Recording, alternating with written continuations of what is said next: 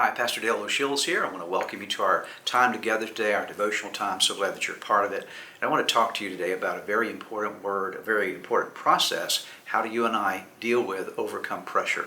All of us face pressure from time to time, and we have to learn how to deal with it. There's a story in the Bible of a lady who went through a very pressurized time in her life. Her name is Hannah, and her story is found in 1 Samuel chapter 1. Hannah faced the pressure of not being able to bear children. She felt the tremendous pain of this. And her pain, her burden, her pressure was intensified by the fact that she had a rival. Her husband's second wife, Peninnah, always tried to make Hannah feel badly about the fact that she couldn't have children. Let me read you a part of the story in 1 Samuel chapter 1, beginning in verse number 6. I'll read through verse number 7. Her rival, that's Hannah's rival, that would have been Peninnah, kept provoking Hannah in order to irritate her.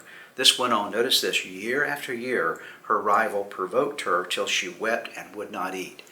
Hannah was under such pressure that she finally got to the point that it broke her. She could not even eat. She could not bear the pressure she was under.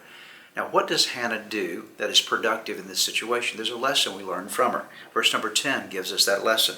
The Bible says that in her deep anguish, Hannah prayed to the Lord, weeping bitterly. The Bible says that eventually Hannah did the right thing with her pressure. She takes it to God in prayer. She calls upon Him. She pours out her heart to God. She releases her pressure onto Him.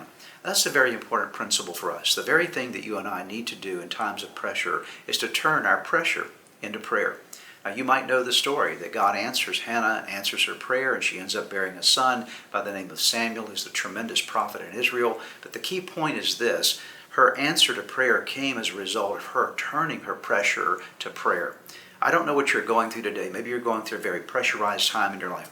Let me encourage you with this. I'll tell you these words of encouragement today. Turn your pressure into prayer. Take them to God, all your pressures, to God in prayer, trusting in Him. He has the answer. He has the solution for you.